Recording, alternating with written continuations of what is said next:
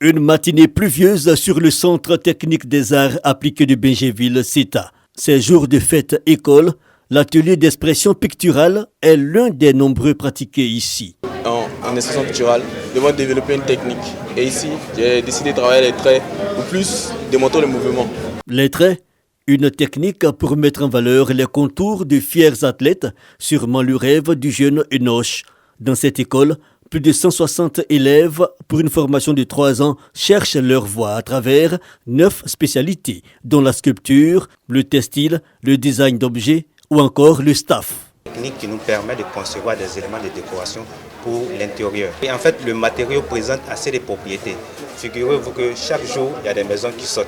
Il y a des maisons qui poussent. Donc du coup, celui qui s'intéresse au staff ne peut pas chômer. Des élèves de plus en plus intéressés par ces métiers de l'industrie culturelle. La vocation de cette école, créée en 1937 par le français Charles Combes. Nous avons encore besoin de matériel pédagogique.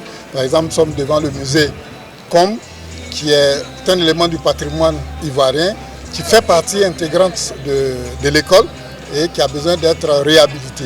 Sûrement le message a susurré à l'oreille de l'autorité de tutelle en cette journée de la 8e édition de la fête école du Centre technique des arts appliqués de Bingerville.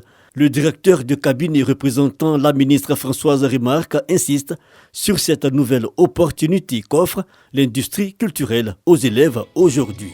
Dans ce champ, mais aussi le mérite sous les feux de la rampe avec la distinction des meilleurs élèves du centre, dont le jeune Enoch, major de toutes les promotions.